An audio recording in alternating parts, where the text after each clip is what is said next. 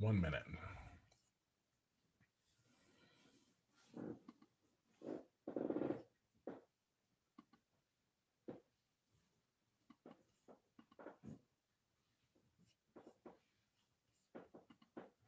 All right, I believe we are live. All right, thank you, ladies and gentlemen, for being here. I really appreciate it. Welcome to the special edition of the Chicago Justice Project show. So today, I'm your host, Tracy Siska. I'm also executive director of the Chicago Justice Project. You want to find more more information about our work, you can go to chicagojustice.org. So today is the launch of our town hall series, which we'll be doing once a month. Very serious topic today. It is titled Reimagining a New Paradigm of Rape Kit Transparency. If you're joining us from Illinois, it's no surprise that for now, sadly, a couple of decades, the Illinois State Police Crime Lab has had a significant issue with processing rape kits in a timely fashion, known as the backlog. While the time it takes for a kit to get tested has fluctuated, and they said they've had I think it's at least twice now, they've said they've eliminated the backlog. At times over the last 20 years or so, it's taken at least 2 years, sometimes even more. My opinion, in my words, we'll see what the panelists think, that's an abomination. That should not be allowed to happen. The Illinois General Assembly has, over the last 10 years or so, taken actions to try to reduce or eliminate the backlog, including one of the things we're going to talk about tonight. The state police has implemented, I think, last August or September, which was a year late, if I'm not mistaken, implemented a tracking system where survivors who have evidence collected and put in what's called a rape kit or a sexual assault kit can now securely go online and supposedly track the status of their kits. Now, we'll get into the logistics of that tonight and whether or not it's being done at all hospitals and whether it's being done through the state or if it's just a Chicago thing. Either way, from CJP's perspective, the reason we're here tonight is that we think that is not good enough. We think that open data that the justice agencies produce can be used to greatly shed a light on that entire process from every policing agency throughout the state, but especially Chicago, because that's our concentration.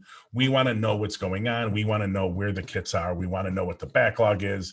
We think all of that is answerable using data created by the agencies. Also with understanding, as we have always done in all our transparency work, is we want to provide ahead of time we want to center survivors. We want to make sure that their privacy is absolutely guaranteed. But at the same time, we don't want to let the justice system, and I'll ask the panelists about this shortly, in our experiences, they have exploited survivors and their privacy to shield everything they do. So you can't possibly look at any of their data because it will somehow invade someone's privacy.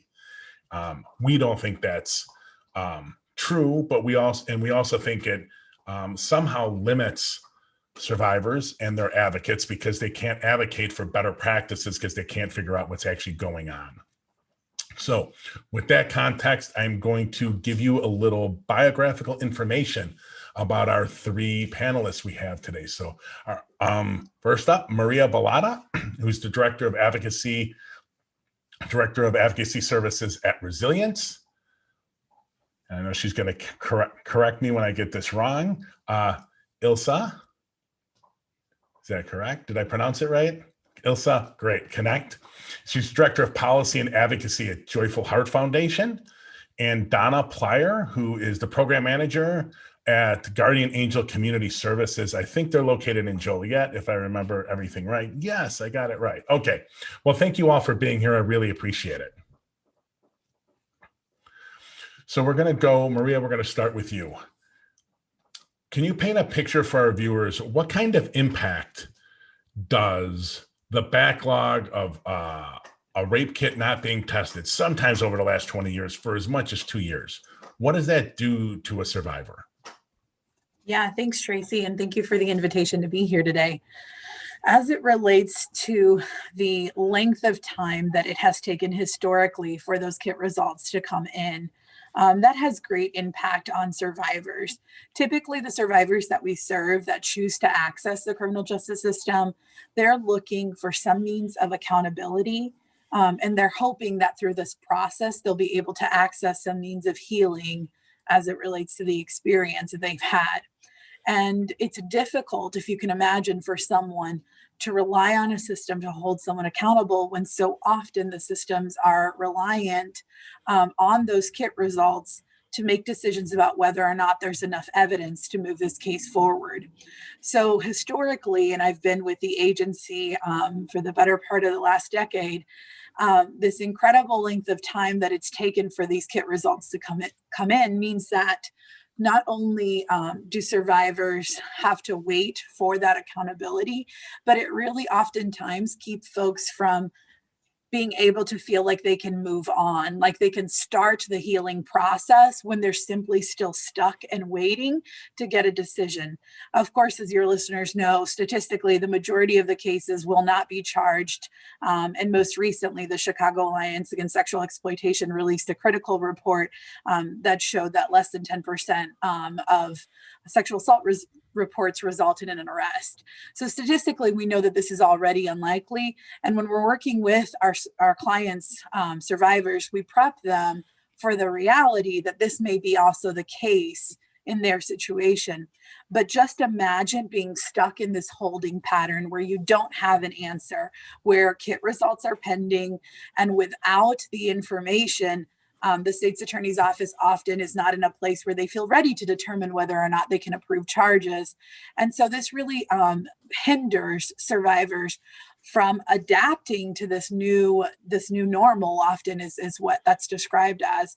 You know, their hope is to heal from this experience, but how do you do that when there's still something hanging over your head that you're waiting to find out what's going to happen with it? So definitely speediness with this process. It's something that I think is really critical if our hope is to get people to a healing place. Okay, we're gonna turn to Ilse. I want you to give us, you have more of a national perspective. So I talked about this years of backlogs in Chicago. I think we had once famously our former governor, former prisoner, now pardoned prisoner, Rod Blagojevich say, I think he came out and did a press conference years ago that the backlog was gone. And then that kind of, I think then his replacement after he got convicted came out and said, no, it didn't go anywhere. So how does Chicago's history stack up to what's going on nationally over the last 20 years? How bad is Illinois? Are we just like run of the mill, or is this just really, really bad here? Okay, well, first of all, I want to say I'm from Illinois, born That's and raised right. in Illinois. So, so Chicago and the state of Illinois, they're sort of two different things going on. Illinois as a state has done some really great things legislatively in particular. And Illinois was actually the first state in the country to pass rape kit reform laws. So we've always kind of said, Illinois was the first. And the legislators continuously are tweaking those bills and adding layers, which is great. They had mandatory testing and then came back, I think, in 2016 and did some mandatory training for law enforcement, trauma-informed training for law enforcement. And even up till today, we're working on a bill that would make sure that survivors are informed about the rape kit tracking system, because right now nobody has to tell them about that. So there has been a kind of consistent level of reform, but then you get to Chicago and it's really unclear to us what is going on, actually. We have issued Freedom of Information Act requests to the department to find out what their number of untested kits are. Maybe they don't have any, but they haven't fully responded to our request, sent us a spreadsheet that really didn't make sense, but then we could just really not get anybody on the phone who could explain it to us.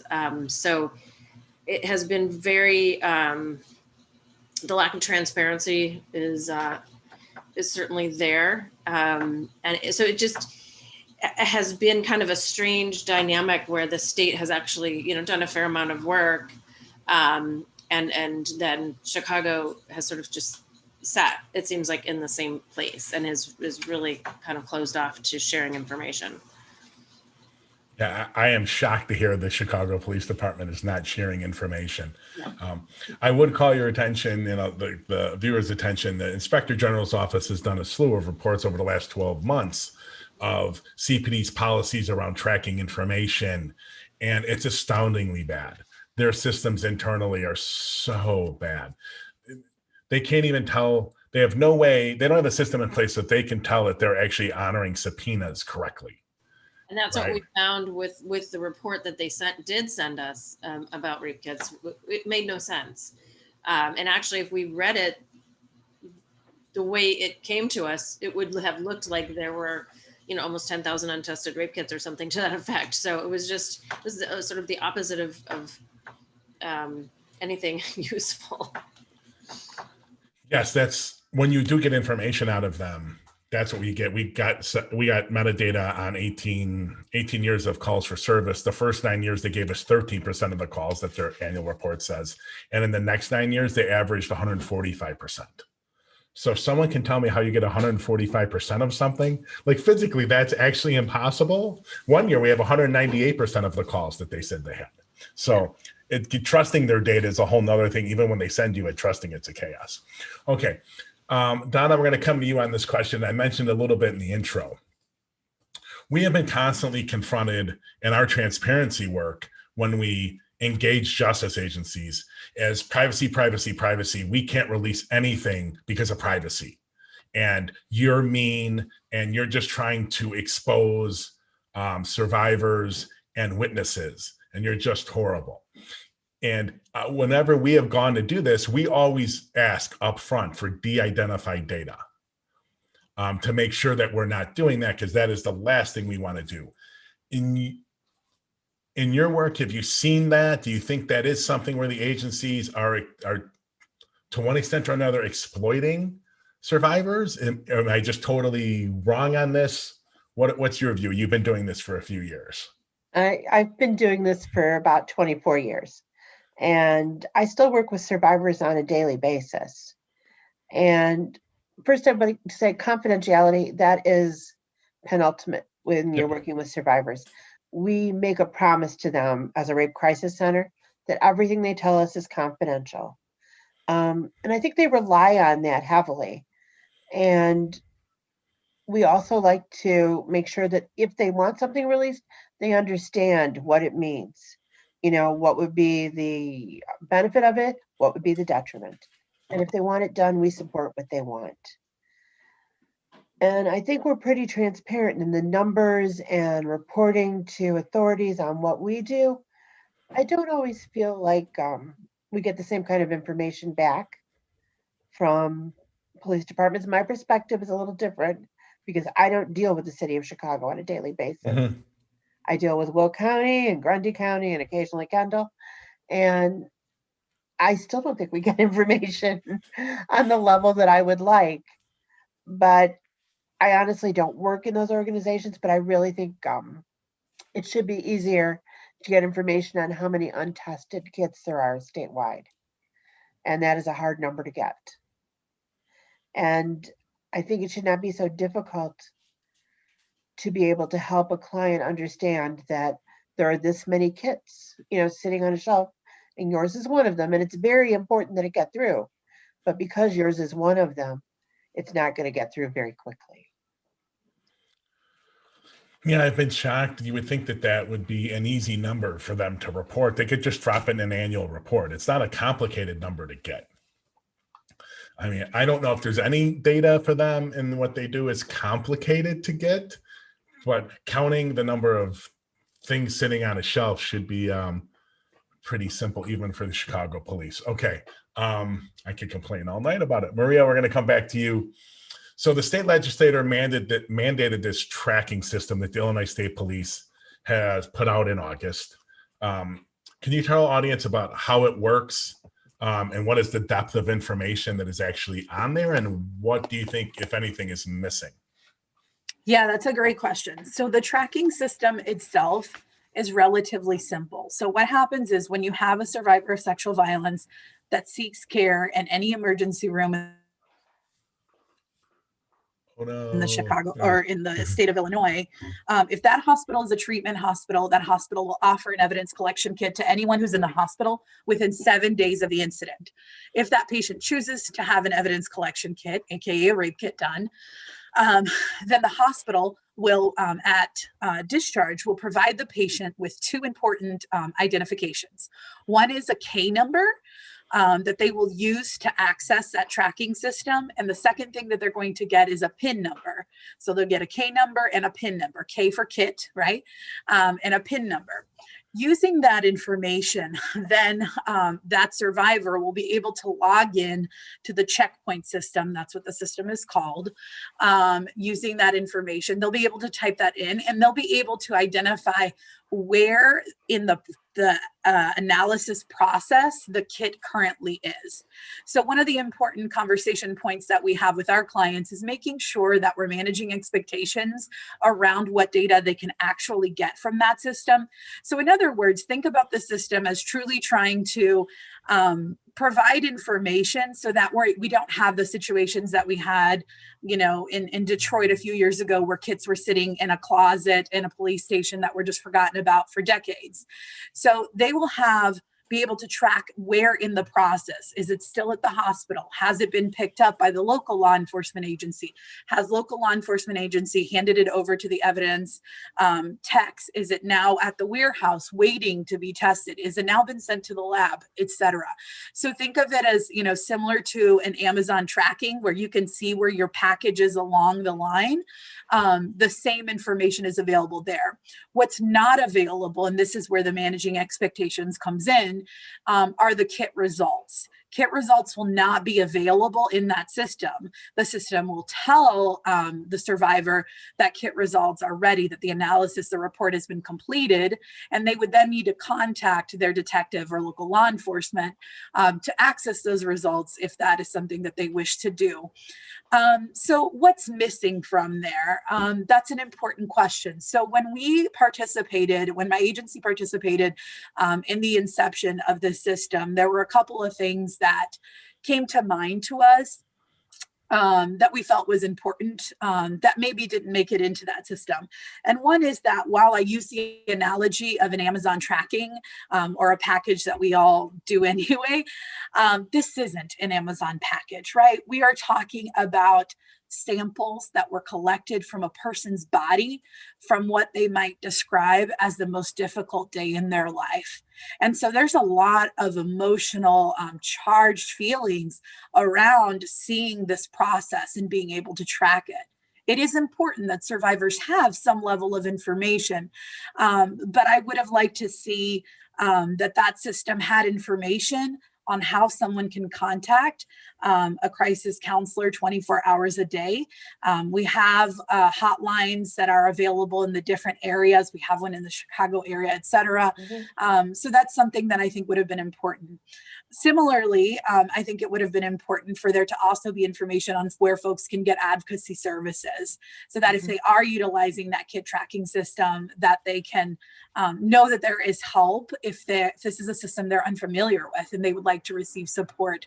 So I think a little bit of that trauma-informed lens that, yes, transparency is important and survivors deserve that, but this isn't some generic piece of information. This is something that's attached with a lot of feeling, and somebody to be able to unpack what that means with them and hold those feelings with them, I think would be really important. One of the things that in the tracking system, Tracy, that I would add, that while this is available, with all new systems, there's going to be some drawbacks. There's going to be a learning curve.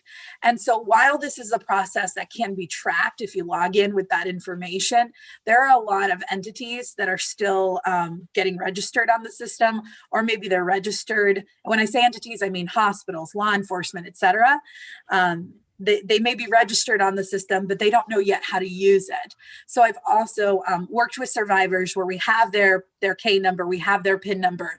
We're assisting them in understanding the information that's there, but there may not be a whole lot of information because perhaps the local law enforcement agency didn't know how to use it just yet. So as you mentioned in your introduction, this is a new system. It's been around since last fall. And so I think we're still in that learning curve stage. Okay.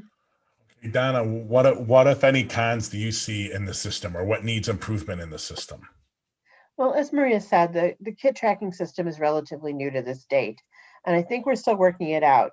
It was a result of a collaborative effort to get something in place so that survivors had some sense of what was going on with their kit, and they, didn't wonder if it got accidentally dumped in a garbage can or forgotten or lost in a closet, and all of these things could happen. So I think that part of it, letting them know that it's actually being processed, has been a benefit.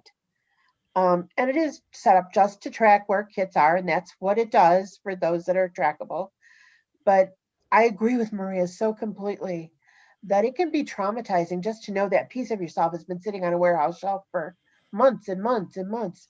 And wouldn't it be good if you had some little piece of information easily available on here's a hotline? There are hotlines throughout the state. And it's not that hard to find the numbers. But if you don't know where to look, if you don't know the system, if this is the first time you've ever experienced anything like this, it becomes so much more difficult. And there's not a guide there to help you. So just putting information that would help a survivor and would humanize the process. We understand you're a person, we understand this can be painful. And here's an opportunity for you to talk to somebody. No obligation, no cost. And I think that is such an important message. And it's just the process that they go through to provide the evidence kit. I don't think you can underestimate how difficult that is. They've just gone through one of the worst experiences of their lives. And now what you're going to do is have an exam that in many ways pokes and prods into that experience, physically, emotionally, psychologically, and probably at the worst time for it. But I think the support is lacking there, being able to give them the help that they should have a right to. Yeah. Yeah, I mean, that makes a lot of sense. And I got to tell you, I'm learning from this conversation, because it wouldn't have dawned on me to have advocate numbers and service numbers that they could call. That would not have dawned on me. So, Tracy, yeah. they do that in other states. So tracking systems have that kind of information in other states. I would think it would be pretty simple. I don't know the system that Illinois is using very well, but it seems like it would be pretty simple to add something like that. Doesn't it? Yeah. That was my next question, actually, Ilse, to you, which is, are there some other projects like this around the country that stand out to you, that you would say, hey, this is a best practice, or this is the one that's doing it the best, or these three are, or something like that? There are 30 states and DC that are using tracking systems right now. So there are a lot of them. And there are a couple of different vendors. You always have a state lab like Illinois that would maybe kind of create their own. But several vendors that have maybe different bells and whistles, if that makes sense. And so some are a little bit more complete, kind of out of the box, where you just kind of plug it in, and the package includes like technical assistance. What happens if a law enforcement officer is trying to enter a kit into the tracking system at 2 a.m., and it won't work, or a survivor is trying to log on and they can't get it? Then there are some systems that have that kind of 24-hour, basically, technical assistance. Because how frustrating would that be as a survivor, right? To then be like, oh, I can't log in. Great. Who do I talk to? Right? Who do I call? And you want to know that person you're going to call is trained in trauma. So you're going to talk to some random person about how I'm trying to track my sexual assault kit. So there are other kinds of, I think, protections that need to be built into the system for survivors. And there are several companies, that kind of the main companies that are creating these tracking systems that have, like I said, some of these additional kinds of support systems for survivors. Okay, so I'm going to open this up to the group and just chime in. One of the things we're interested in, CJP is interested in, is looking at or creating a system that tracks these kits, but in a way that we can aggregate up and look to see if there's disparities, right? So I guess my first question is, Anne looks at every step and looks at if there is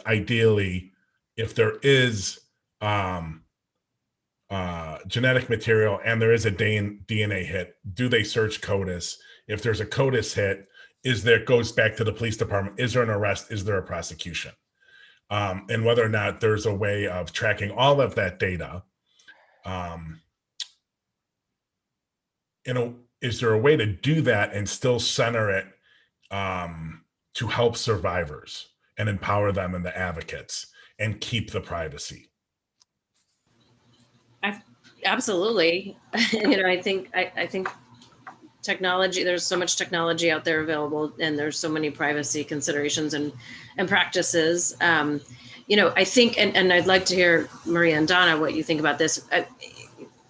When tracking systems were first coming into existence, there was this conversation, should we put the results of the kit analysis on the tracking system, right? And then the consensus was, no, you don't really want someone to just log on and get that result without a proper support system around them. So I would think any kind of system that is tracking, was there a hit on the database? Did law enforcement get notified about the hit on the database? As an investigation started, was prosecutor notified? Those kinds of things would be more internal, to law enforcement. I mean, the other reason sometimes there's safety considerations about letting a survivor know the results, right, of the testing too. And Maria and Donna can talk about that. But in terms of, this is a problem across the country, I'll just say this, to see what is actually happening with these cases. Testing a kit is one step, and that is really meaningless unless you follow up and you do an investigation and hopefully prosecute. There's very little transparency around that process. In New York City, they have a system where when there is a hit, it's called the CODIS Hit Outcome Project. There's an immediate email that goes both to law enforcement and prosecutors saying there was a hit on this case. It's created quite a while ago. It was intended to make sure that, that the hit notice at least is happening, because, we know that sometimes those notices don't happen in the way that they should. And that sometimes, honestly, law enforcement in many places in the country have let the hit notice just sit on their desk and do nothing with it. There's a terrible case in North Carolina where somebody got murdered because they didn't follow up on a hit. So anyway, that accountability through that process is so important. Because if you're not doing the next steps after testing, really it's kind of empty. And it was a horrible thing to do to a survivor, to put them through that and then never follow through. Right. But I think there's two separate things here. One is the individual's information and how that's done, and the other is aggregate. And as a rape crisis center, Marie can tell you this, we spend a lot of time putting data into a system so that it can come out in an aggregate. And we are so careful with that system. We never put in anything that's identifying. We put in age, we put in relationship to offender. We don't have an address. We don't have anything that could really trace back to any individual. But what that does is it allows for an aggregate report that says this many people were served. Well, it seems like there could be an aggregate report that says this many kits were collected, this many kits were processed, this many kits had a hit, this many kits were passed on for prosecution. And I wonder if maybe those numbers being transparent would maybe encourage a little more in the way of prosecution. Because that is a problem, I think, throughout the state. Definitely. I'm sorry, Maria, I think you wanted to talk. Yeah, no, thank you. I agree with both of you. I think I have I guess more of a pessimistic perspective on this. While I love the idea, Tracy, as someone who's been working in the Chicago area with our multidisciplinary team. So we are Resilience is a part of a multidisciplinary team with the Cook County State's Attorney's Office, with Chicago Police Department and other service providers, where we aim to create a collaborative team that's made up of advocates, investigators, prosecutors, to better serve these crime victims. But one of the things that we also do throughout this project, and we've been running this project for the last few years, is that we try to look at data. And my pessimism comes from my existing frustration that from what we've learned, each one of these entities, law enforcement, the prosecutor's office, the civil courts, right? All of those folks all operate using different systems, and their systems don't have the ability to communicate with one another. So when I heard you say, wouldn't it be great if we could see what happened with a kit from the moment that the evidence was collected to the last point in that, with that case, whatever the outcome was, I kind of chuckle, because I know that the answer is, well, if that is the statistical minority where a case is charged, it's now handed over to the prosecutor's office. We're now changing data systems, and these systems don't talk to each other. So even in the environments where we have relationships, where we are sitting at the table with law enforcement, with prosecutors, and they're willing to share data with us as a partner on this project, I'm going to get data from CPD that tells me how many kits were collected, how many are outstanding, et cetera. I'm going to get a different set of data from the Cook County State's Attorney that tells me how many cases were reviewed for prosecution, how many were approved, et cetera. But we still struggle to be able to make the link with what happens with each one of these cases as it moves on to these different entities. So I agree with my colleague here, Elsa, that it's absolutely possible the technology exists, but I chuckle because I know that these institutions don't yet have access to those means of technology that would allow them to track in a really holistic way. I think as a state, we would have to invest in a statewide database that collected it. That I agree with. I will say about the state's attorney and the police, the ability to track across systems is enhanced when you have their case level data. So we have 7 years, and we're in court right now going after more, but we have 7 years of felony prosecution data, case level, 453 fields from the Cook County State's Attorney's Office. One of the things that has to happen, if any of this is ever going to come to fruition, is the data has to be removed from them. They can collect it, but then they've got to give it up. And because one of the big hurdles here is politics and who's going to be held to account. No one, like the police department, the superintendent in Chicago, Kim Fox, the state's attorney, Evans, the chief judge, those are all very political spots, as we all know. And none of them have the incentive to give us information that will make them look bad, even if they think they look good. So that's where CJP comes in. I agree that I don't think it's easily done data-wise. But unless we force them, it never will be. That's my perspective. But here's the danger, if I can caution you, yes. Though. One of the risks, I think, with these big, lofty projects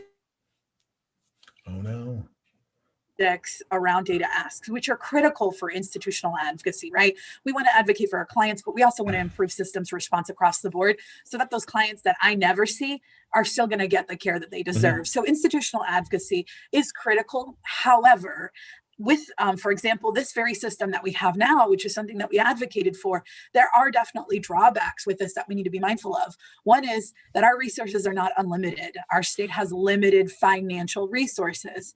And for example, during the time when the kit tracking was a bill that we were working to get passed, we found ourselves frequently asking ourselves and asking our clients, if you had to pick between the choice of knowing exactly where your kit is, but continuing to wait a year, 2 years to get your results, or the state takes that money and invests in hiring more analysts and purchasing better equipment And instead, you don't know where your kid is, but you get your results back in 6 months, in 5 months, in 3 months. Which one would you choose?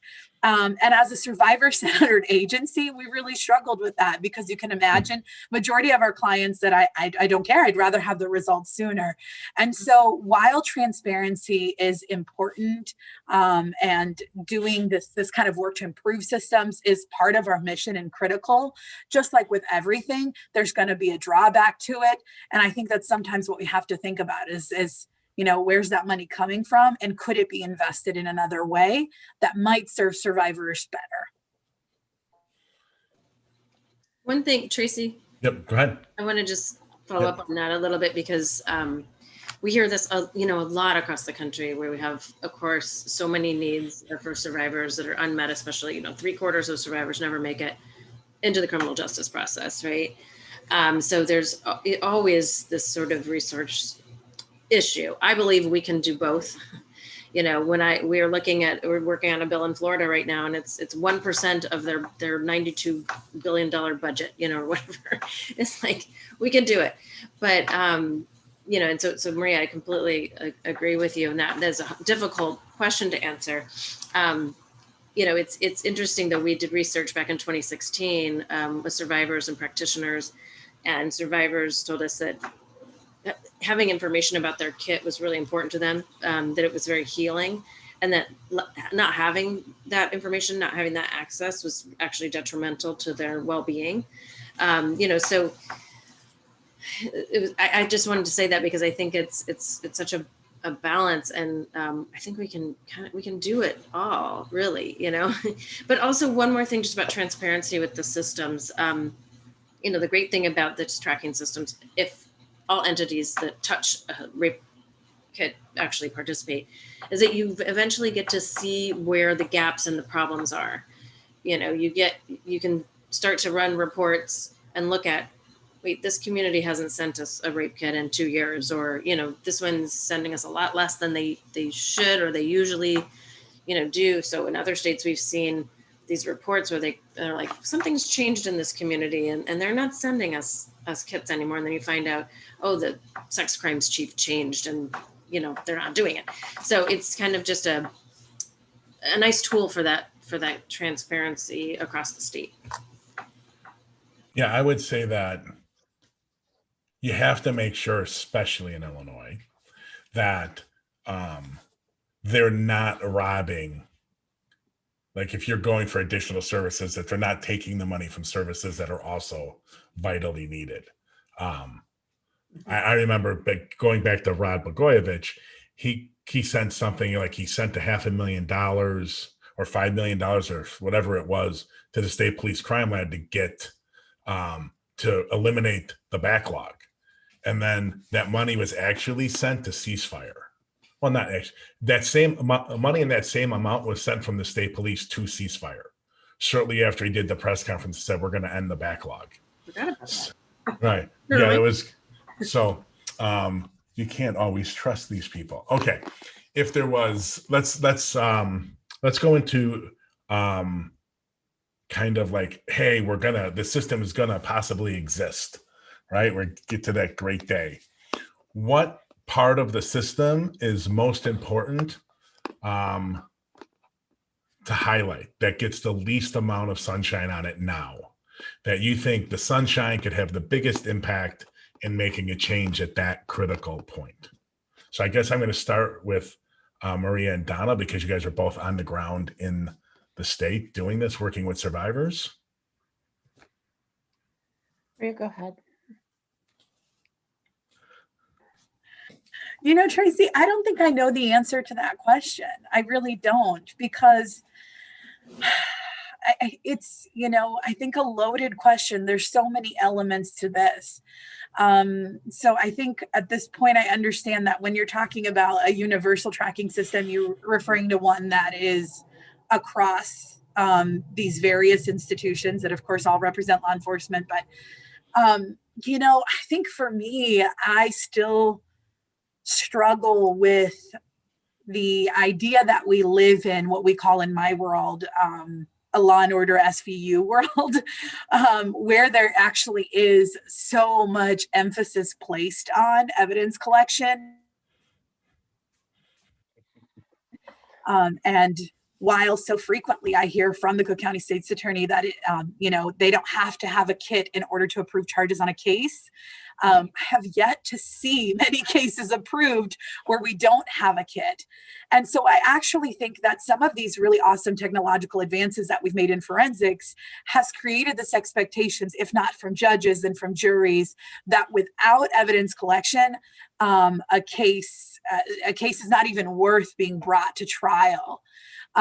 So I don't know. I think that my thought around what we need to improve the system starts before tracking. I would love that evidence collection isn't this invisible barrier for folks to access accountability through criminal justice, which of course has its limitations and requires, when we're talking about sex crimes, which are felony crimes. So the state's attorney's office will have a really high burden to meet in order to bring these cases forward. And yet I've worked with survivors where there is other corroborating evidence that can support the facts of the case. But if they went to a hospital on day 9 and they were not eligible for a kit, or maybe they never went to a hospital, too often the thought is, well, there's not enough evidence to corroborate this. Right. So I don't know that I have a magical answer for you, because I'd really love to flip the script so that there isn't this national conversation where folks think rape, therefore rape kit. I think that that's the assumption that everyone makes. And evidence collection has a specific purpose, but I think we've gone too far with this. So that's kind of where I'm at with this one. I would agree with you. I think DNA becomes the holy grail of any kind of prosecution.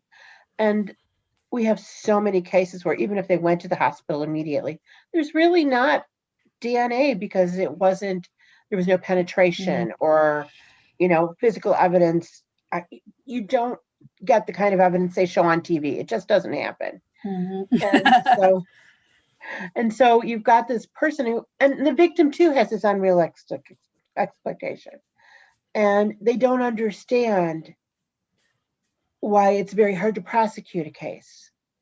And this happens so often with kids, where you don't find out about what happened to them until 2 weeks later, or a month later, or a year later. It doesn't make it unworthy of prosecuting. It doesn't make it unworthy of pursuing. And that DNA, it's not the most important part of it. And I think finding a way to support people and to educate that this DNA is not, or any other kind of evidence, physical evidence is not the most important part. I wanted to add to that if you have this data project where you could see, every case, not just the ones with the sexual assault kids, every case.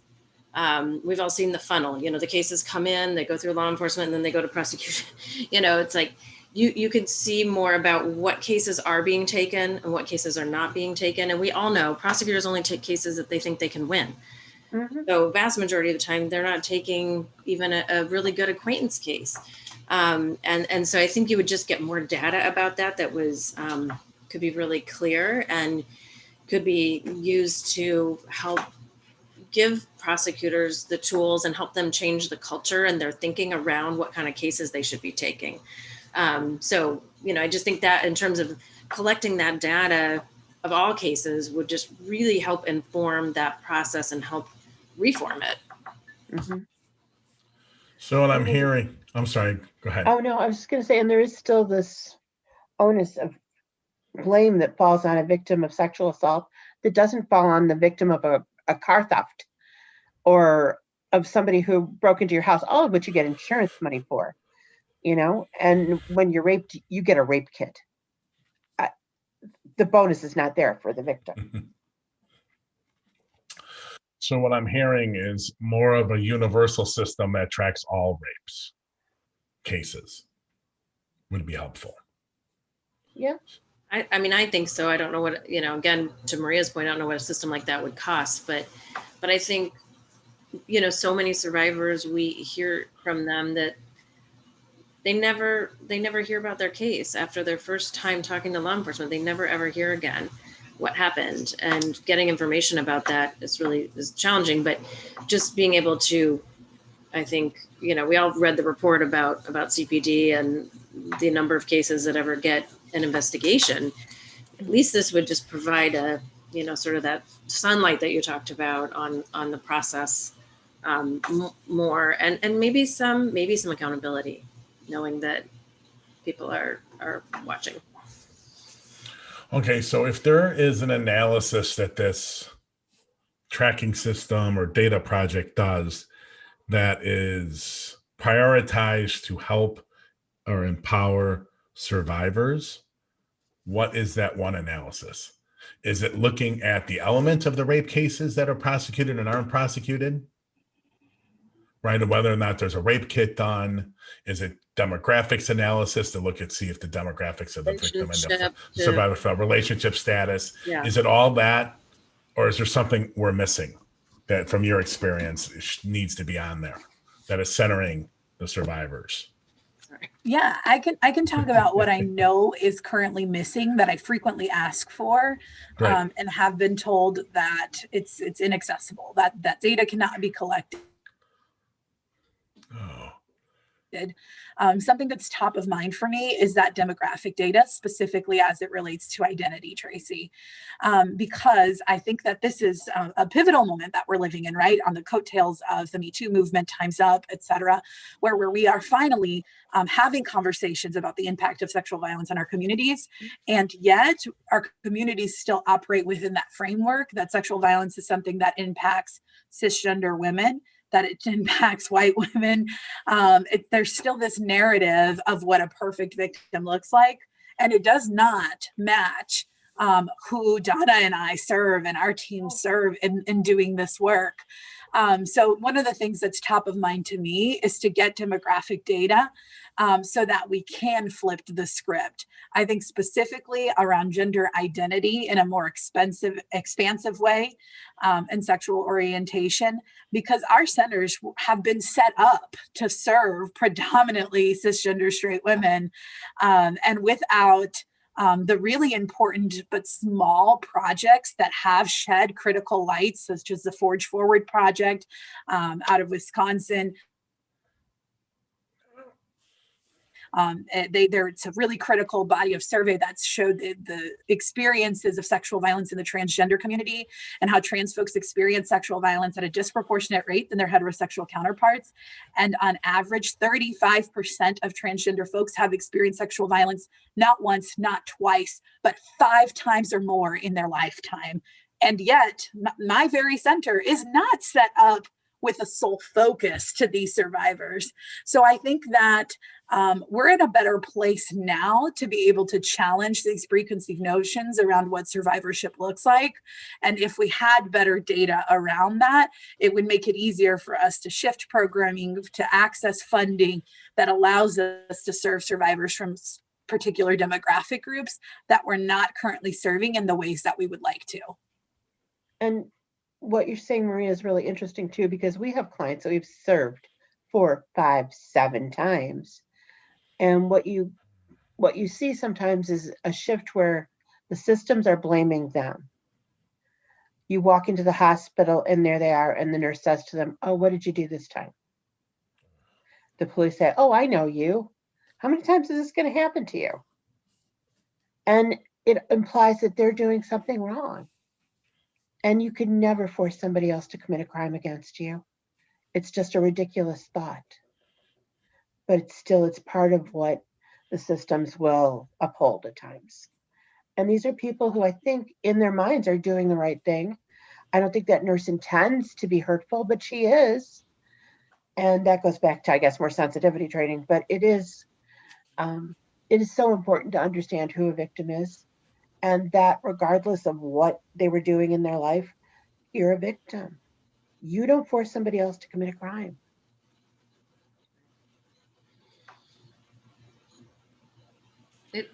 Go ahead, Ilse. I was just, a lot of it comes back for me to training, right? But also picking the right people for these jobs. We can't control the nurse situation as much in the hospital's response, unfortunately, but we can create a better law enforcement response. And there are a couple ways to do that. And one is to make sure, that there is a dedicated unit at CPD that specializes in investigating and responding to sexual assault. It's always better to have a unit where you have, I mean, even just physically being in the same space, right? But have a chain of command in the unit, accountability and transparency all the way up to the chief. I know specifically more about New York City because I do a lot of work with NYPD. We do a case review. Local advocates coming into a case review. I would highly suggest that for Chicago, because We actually have one of those in Chicago as well, Ilse. Oh, good. So, doing case review, we've been able to identify, like you said, populations that are not being served correctly, even all the way down to terminology, looking at the files, and it's like, well, this detective is using this language, and, that is really harmful or hurtful, or, you can get to see why people disengage and all of that. So the case review, but just having those dedicated and trained folks in that unit who want to be there, who want to be a sex crimes detective. Unfortunately, all too often people end up in that job and they don't really want to do it. And it's not an easy job. So, just thinking about how can we just, for the survivors who do make it to the system, create a better response to them that is humane. I'm going to ask one question that's off the script, but it's come to my mind from something you all just talked about. We started our Justice Media project back in 2011. And since that, we started scraping media content. And we had probably 40 or 50 volunteers come through the first couple of years, and they were hand coding articles. And as best as we tried, we couldn't get, we had one of the categories was GLBTQ and violence or crime. And, we looked at the data, and that category was just empty. And we had a meeting of our community advisory board and some other people involved in the organization. And we were talking about it, and Lisa Gilmore from the Center on Halstead at the time laughed. And I said, well, what's so funny? She's like, oh no, it's really nice of you to try this, but I could have told you you're going to come up with nothing. I'm like, really? It's like, yeah. First of all, they don't cover it. And second of all, they talk in coded language that unless you train your people reviewing the media articles, they're not going to feel comfortable doing it. And I'm like, what are you talking about? Okay, I fully believe you. What is coded language that you're talking about? She goes, well, it'll be man dressed like woman assaulted or murdered in a hotel. And she's like, well, that to me, I read that and that's a GLBTQ related crime. I know we've gotten asked this before in our transparency work when we brought in to talk to people about gender identity data. And I'm like, well, yes, we want to advocate for that, but the systems don't collect that information. Does the CPD, from my information, they don't. Does the CPD or any of the justice agencies in Illinois that you two have been working with, do they collect any information like that? So to my knowledge, they collect binary gender information. Yep. So male and female are the only options. And then they collect things, and you can check out right now. You could go to the Cook County State's Attorney's sexual assault dashboard, and you can find information there on race and ethnicity, age. Those data points are there. And I have, like I said, I've been asking, okay, you're already collecting demographic information. I think it would be important to also include here information around gender identity that's expansive and sexual orientation. And at least I can confirm that to this point, that information is not collected, and it doesn't sound like there are plans to start collecting that information. Yes, and to get that change put in, that to me would have to be on the police departments, right? Because they're the ones that usually are starting to create the record. And I know from our litigation, And we had a sexual assault task force back when Sharmili was running Rape McDaniels that ended up becoming Resilience. And they fought like the Dickens to stop it. That the Cook County State's Attorney's database connects to CLEAR, connects to the CPD's database, and they can view it. And I think that's, so for their gender information, I think it's just, and when it comes from the CPD, that's just now how they get it, right? So I think if they start talking to people and engaging with survivors, they could collect that information. But I'm sure most of that is driven by the CPD. And I'd love to see that change. I couldn't imagine what Herculean event it would take, or Herculean lift it would be to get them to do that. There have to be a ton of training. You imagine the terminology issues and that I think that would be huge. You know, we did a report with Dawn Dalton when she was at the Battered Women's Network, and Sharmili when she was running Resilience. We looked at domestic homicides. We looked at case statuses of sexual assault cases over a 10-year period. I think it was 2000 to 2009. And, you know, we found all kinds of open cases. And then we found something that neither Sharmili or Dawn knew. Statistically, they didn't have the numbers. We found out they were marking 16% of the cases over that decade on average unfounded for sexual assaults. And then because we're a FOIA, this is what we do. We just send in FOIAs every day. We send in a FOIA for their training manuals and their guidelines and policies for marking a sexual assault unfounded. None.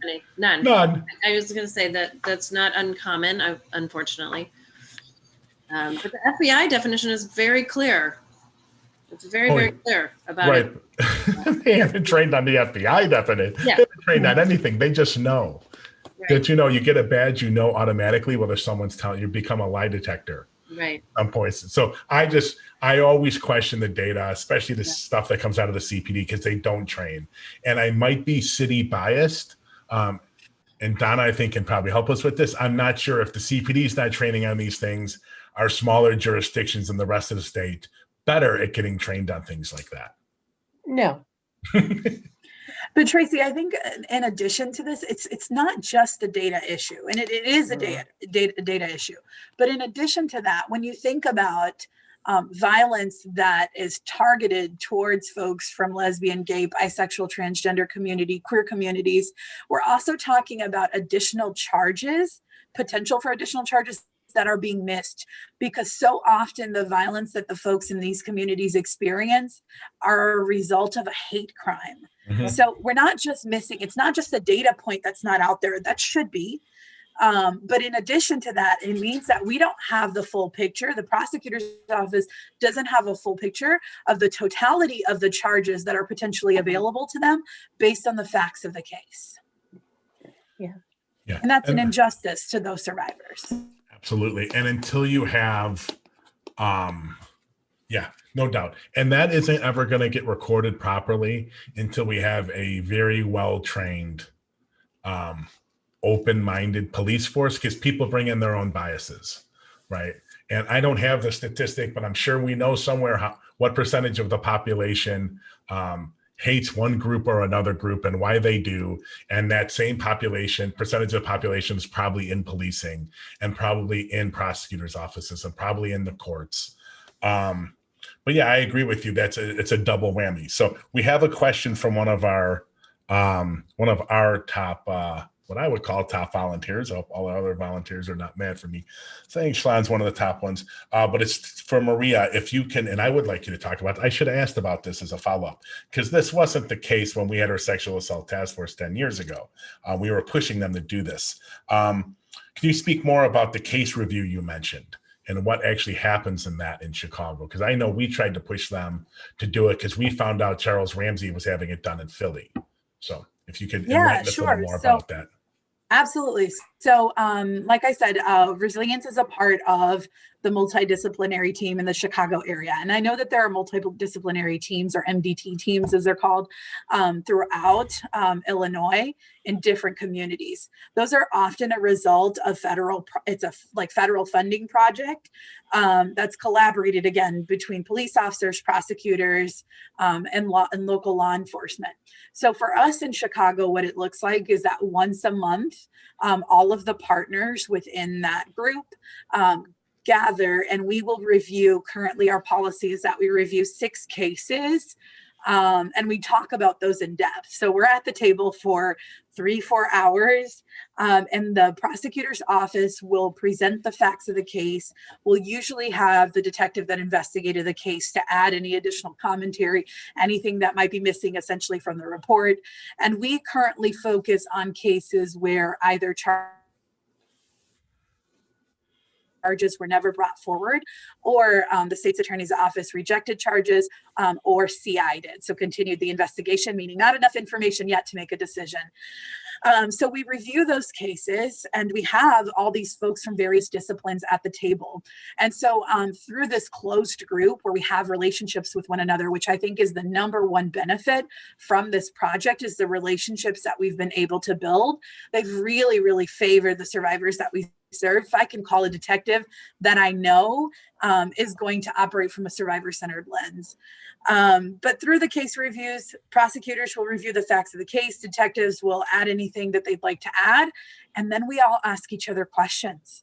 Essentially, the idea is, what did we miss? What could we have done better, either by way of, is there any leaf left unturned that would help the prosecutor's office be able to charge this case, approve charges on the case? Or is there anything that we can do to support this person? Sometimes it's clear to everyone in the room, there's not enough evidence to corroborate the crime. And that's a tough lesson for an advocate to learn and to sit with and be okay with. But it is true, understanding the burden that the prosecutor's office has in bringing forth these felony crimes, they have to be able to meet the burden of proof. And so sometimes that evidence simply isn't there. But then we have conversations about, okay, what can we do to support the survivor? It sounded like there was a safety need because this person is experiencing unstable housing right now. So how can we connect them to the advocacy agencies who can help provide additional services? But in addition to that, sometimes we hear the facts of the case and we go, hey, what about this? You know, or I know that you were looking at this case from the lens of force or threat of force, which is a standard in Illinois law for sex crimes. Often we start with, is there force or threat of force? If not, then there's other elements that can be considered, and those are really limited, right? So unable to consent, such as in drug facilitated sexual assault cases, age-based, etc. But sometimes the prosecutor's office reviewed a case from one lens, and we say, wait. Well, didn't we say that this person was,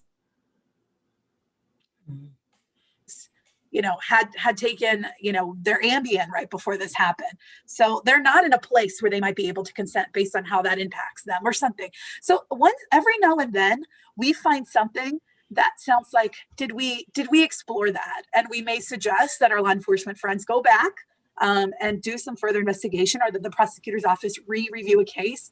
So it's not a space, Tracy, for us to change the outcome of cases, although sometimes that's happened, and that's a really pleasant and awesome surprise. But the best thing about it is that it's a place where we identify trends. We have come up with policy initiatives that we would like to move forward with. There's one currently that the state's attorney's office is pushing, where they would like to add the element of coercion to the sexual assault sex crime definition. Coercion isn't currently there. If somebody commits sex crime by way of coercion, that's not part of the sex crime statute. But because of that, the state's attorney's office actually has now introduced this bill. We've also identified training needs through that, policy changes. A big one that seems so silly is we learned through doing these case reviews over the course of the last several years that often law enforcement does not have the documentation from the evidence collection kit when they're doing their investigation, which, as Donna can tell you, is totally bananas, because when a survivor goes to the hospital and has that evidence collection done, yes, those samples that are collected will be important in the case, but that doctor, that nurse also takes incredible detailed information about the facts of the case, about injury that was visible to them, about marks that they saw, anything else. So there's a lot of really juicy written information that sometimes me as an advocate, I was in the room with that patient. I know these questions were asked, but now I'm hearing the facts of the case and I'm like, How come you all didn't know that? So we actually realized that because kids get packaged up, right? And they go to the warehouse and they sit at the warehouse for a while, that law enforcement actually was investigating some of these crimes without that information because Jesus. that kid is somewhere else, right? So that's something that we're currently working on is what can we do to make sure that law enforcement gets a copy of all this detailed information that will aid them in their investigation. So the case review has been really, really beneficial for us, I think, as an advocacy community to build relationships with these systems and to assist in identifying gaps for any one of us where we can all do better to serve. I don't mean to be the curmudgeon here, but it really kind of blows me away that you just said the detectives are investigating cases without getting all the relevant information that would help them investigate the case. Like, my view, when I hear that, is like, how are you still employed? Like, shouldn't you knew there was a rape kit done? You would think there was notes. You'd go confirm whether there are notes or not. And if there are, you would get them because that's your job. I mean, I hear you. I think it's a gap in the process that simply hasn't been identified up until now. Now, I can't tell you how, but I don't know that it's fair to place that blame solely on our investigative partners when the evidence techs didn't have a practice to share that information because it literally goes in a box. The box is sealed. So it's in a sealed box. And we said, well, hey, that was silly. We shouldn't do that anymore. Right? But chain of custody is important. We want all the documentation to sit with the samples. So I think that we've had the opportunity here. And again, this is something we're currently working on.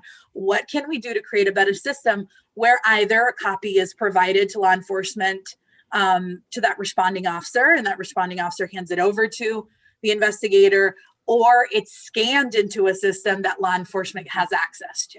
So, I mean, when we've raised this, some of those detectives, and I try to be fair, I try to be, you know, we have our concerns with law enforcement. We also do have a handful of incredible allies that want this to go better.